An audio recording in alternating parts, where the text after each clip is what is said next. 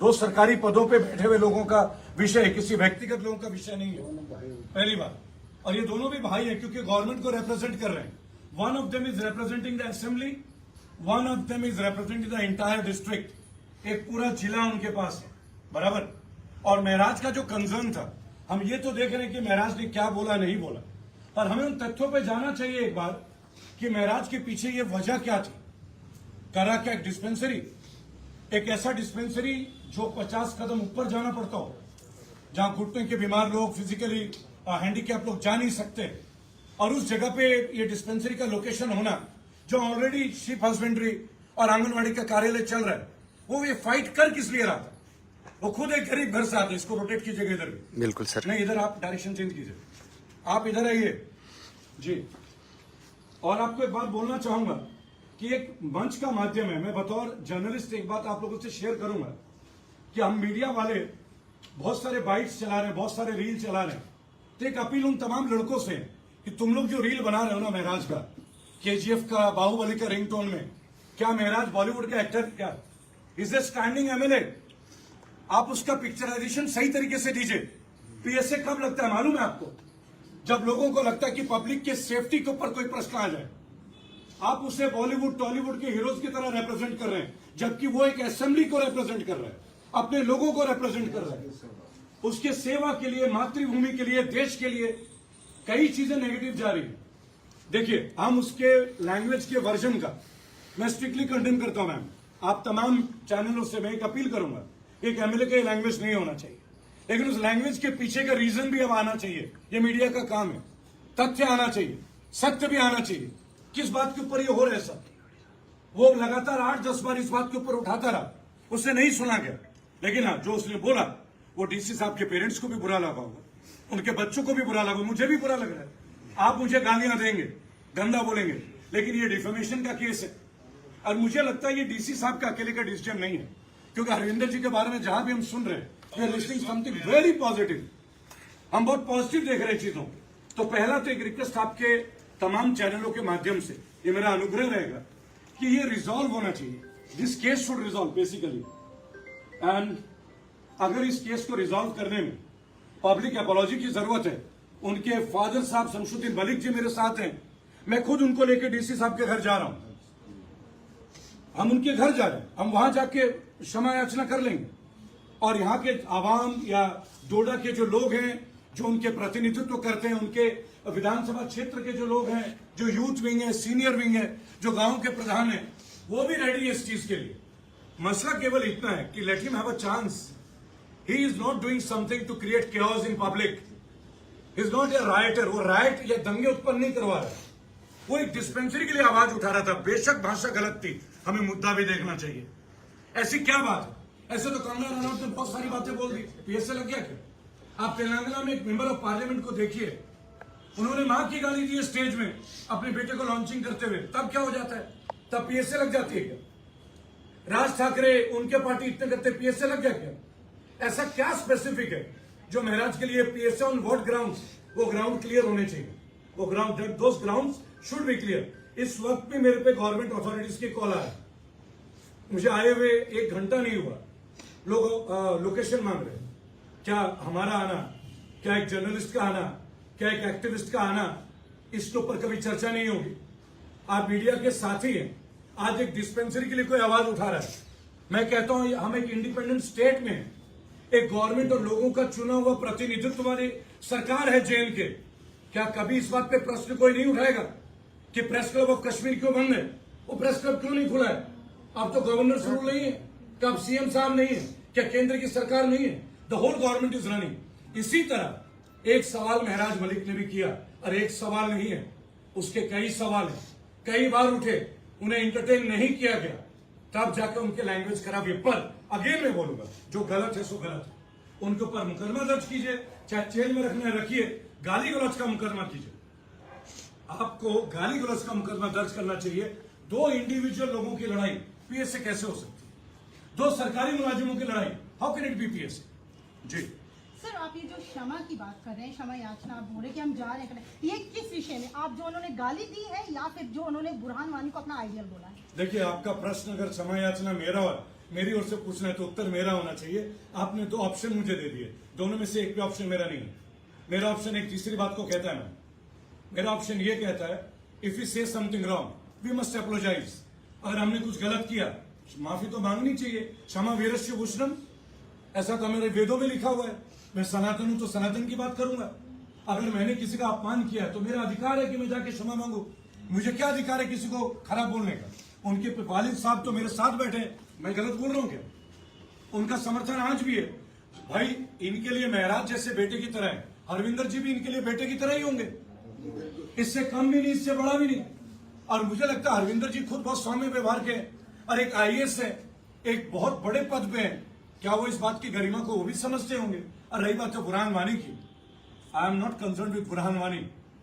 मैं अपने देश के तो मैं भी देश को मानूंगा, लॉ अबाइडिंग सिटीजन है। जब महराज मलिक ने शपथ ली थी तो कॉन्स्टिट्यूशनली उसने एक ओथ लिया था, मैंने टुक द ओथ। उस ओथ का तो मान सम्मान उससे भी करना हो, he has to do it. तो हमारी क्षमा याचना उस परिवार से, डीसी साहब के परिवार से। हमें दुख है, हमें खेद है कि महराज की वजह से जो उन्हें मानसिक कष्ट हुआ, उनको परिवार को जो महसूस हुई, हम उसके लिए क्षमा मांगते। लेकिन आप अगर बात बोलेंगे पॉलिटिकली मोटिवेशन या स्टेप से या व्यूअरशिप के लिए या वायरल करने के लिए, किसी भी बात के लिए आपका अधिकार है, क्योंकि आप एक पत्रकार है, आप एक ज्वलंत पत्रकार है, आपका अधिकार, आपको पूछना चाहिए। तो मैं एक बात बोलूंगा, ये सवाल, ये grounds, this is for Mehraj Malik. There is no place of Burhan Wani in this incident. It is about PSA, it is about the measures. PSA कैसे लगता है भारत के हर व्यक्ति को जानना चाहिए। अभी तक पुलिस के अधिकारियों को नहीं मालूम है कि बीएनएस के क्या क्या प्रावधान है। अच्छे खासे बड़े बड़े वकीलों को नहीं मालूम है कानून लागू हुआ है। आप जाके वकीलों का इंटरव्यू लीजिए, बीएनएस के बारे में बता नहीं पाएंगे, किताबें पढ़ रहे हैं, सब नया है ना। अब हम बीएनएस में तो शायद बीएनएस में प्रावधान होगा, लेकिन लोगों का अवेयर तो होने दें। और यह हाइनियस क्राइम नहीं किया उसने, उसका लैंग्वेज गलत था, टोन गलत था, थ्रेट नहीं है। पब्लिक कोई थ्रेट नहीं दिया उसने, पब्लिक के लिए उसने अपने वॉइस को उठाया। सारी बात पब्लिक के लिए, तो पब्लिक ओपिनियन भी तो देखी जाएगी ना, जो पब्लिक का रिप्रेजेंट कर रहा है। और पब्लिक का कोई ओपिनियन, अब कितने लोगों को अरेस्ट किया गया, कितने लोग जंगलों में छुपे हुए हैं, उसके ऊपर भी मीडिया रिपोर्ट दिखाए ना एक बार। आखिर आज मीडिया भी क्यों डर रही है, आप ये देखें ना। हमें किस बात का डर है, हम क्यों घबरा रहे हैं? कितने सारे जर्नलिस्ट जेल में, आपकी जानकारी के लिए बता दूं, do you know more than 5000 people in चेन कैर इन यूपीए। आप जाके देखिए कश्मीर यूनिवर्सिटी में कोई वोकल करता है क्या? ये सवाल हम पत्रकारों के जहन में नहीं आता क्या? मैंने गवर्नर से पूछा ये सवाल, प्रेस क्लब क्यों बंद है? हम पत्रकारिता की बात करते हैं, चाय की टपरी में कश्मीर में प्रेस क्लब के बाहर लोग इंटरव्यूज देते हैं। What is this? क्या केंद्र सरकार को, राज्य सरकार को इसके ऊपर संज्ञान नहीं लेना चाहिए?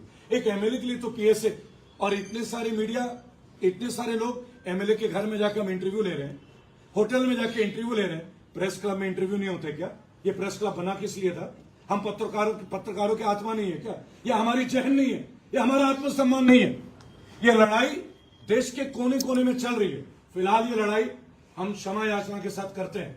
ये कोई वायलेंट प्रोटेस्ट नहीं है, it's a silent, it's a humble protest. We request Harvinder Singh ji, DC साहब को हाथ जोड़कर हम एक रिक्वेस्ट कर लें सर, ये कोई फोर्स नहीं है, दोनों ही बच्चे हैं, दोनों ही बच्चे। बच्चों की लड़ाई को राज्य की और पब्लिक की लड़ाई ना बनाए, देश हित में काम करें।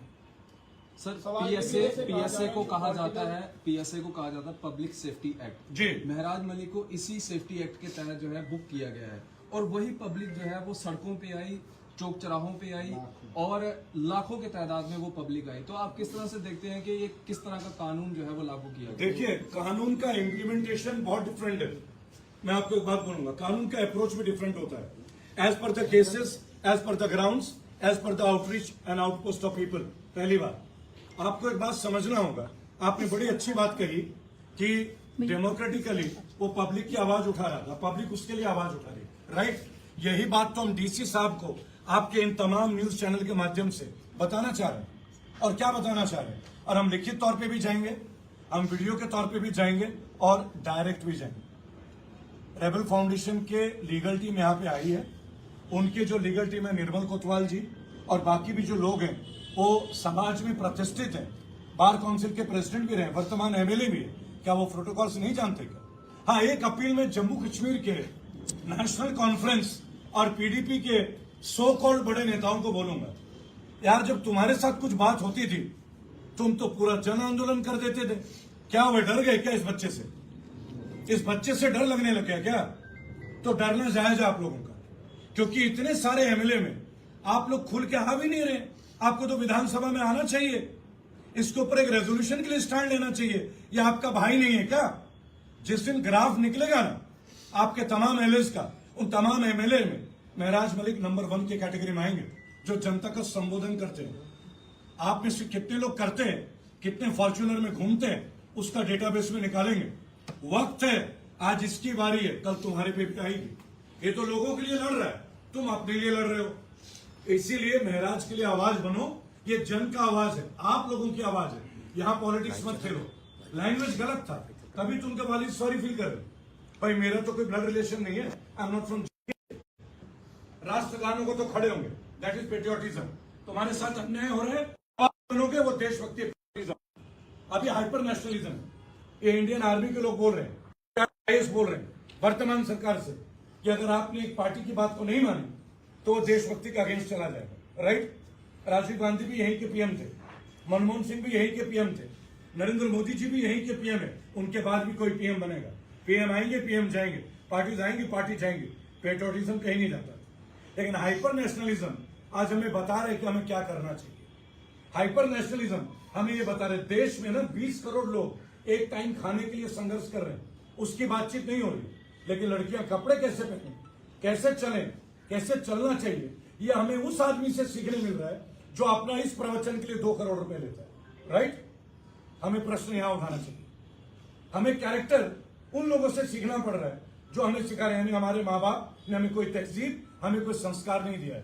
टेररिज्म के ऊपर बात करने के लिए मैं उपयुक्त व्यक्ति नहीं हूं, उसके लिए अथॉरिटीज है, और जिनको टेररिज्म करना था वो सही जगह पहुंच गए, ये भी आपको बता रहा हूं। और जो आगे करेंगे वो भी सही जगह पहुंचा दिए जाएंगे। उसके लिए आर्मी काम कर रही है। We are very proud of our army, we are very proud of our army. अब कोई किसी के साथ कैसे जोड़े, अगर आपको लगता है कि नितिन गडकरी जी कभी सवाल पूछिएगा, हमें बड़े अच्छे लगते थे। अपने बच्चों के लिए उन्होंने पेट्रोल में इथेनॉल मिला दिया। मीडिया कहां जाती है? उनका बेटे की कंपनी 12 करोड़ से 512 करोड़ हो जाती है एक साल में, वहां इन्वेस्टिगेशन नहीं हो रही है। एनएचआई प्रॉफिट में थी, खत्म हो गई, इन्वेस्टिगेशन नहीं हो रही है। आयुष्मान कार्ड प्राइवेट हॉस्पिटल में काम नहीं करता, इन्वेस्टिगेशन नहीं है। आजादी 2014 में मिली है, आपको तो शायद पता ही बाद में लगा होगा, आप उसके साथ ही बाद ही पैदा हुए होंगे। मैं गर्व से कहता हूं 50 साल का हूं और लंबे टाइम से राष्ट्रीय ध्वज फहरा रहा हूं, गर्व के साथ। जब मिली थी वो आप भी जानते हैं, मेरे पिताजी भी जानते और उनके पिताजी भी जानते। तो this is not about terrorism, this is about individual's dedication for Doda. एक करा के हॉस्पिटल के लिए, डिस्पेंसरी के लिए पूरी लड़ाई है। उस लड़ाई को पब्लिक बनाम सरकार नहीं होनी चाहिए। अगर आप सब लोग साथ दें, आप मीडिया के बहुत प्रबुद्ध लोग हैं, बहुत प्रबुद्ध लोग हैं। और मैं गर्व से एक बात बोलूंगा, आज जो सैटेलाइट टीवी नहीं दिखाती वो आप लोग दिखा रहे हैं। आज आप लोगों ने इतनी मेहनत की, कल तो कोई यूट्यूब झांकने नहीं, आज वो लोग यूट्यूब में उतर के आए, तो कहीं ना कहीं सच्चाई अपना रास्ता ढूंढ ही लेती है। दिस इज सवाल ये है कि क्या लग रहा है पॉलिटिकल प्रेशर दबाव है, उसके चलते पीएसए लगा हुआ है? देखिए, पॉलिटिकल प्रेशर क्यों नहीं होगा? It's a political war going on, party बनाम पार्टी। आप मुझे एक बात बताइए, आप तो जेएनके के स्थानीय पत्रकार हैं। महबूबा मुफ्ती तो बहुत विरोध करती थी, वो बीजेपी के साथ चली गई। उमर अब्दुल्ला पहले भी थे भाजपा के साथ, कौन नहीं जानता है? भाई पॉलिटिशियन तो सब मौसेरे भाई होते हैं ना, शाम को कॉफी तो इकट्ठे पीनी है, देखते नहीं है पार्लियामेंट की कॉफी और बिरयानी कैसे चलती है। ये सारी लड़ाई कॉमन लोगों के लिए। इस बीच एक गरीब घर का लड़का कहीं अपने क्षेत्र के लिए लड़ रहा है। Have mercy on him, have sympathy on him and have support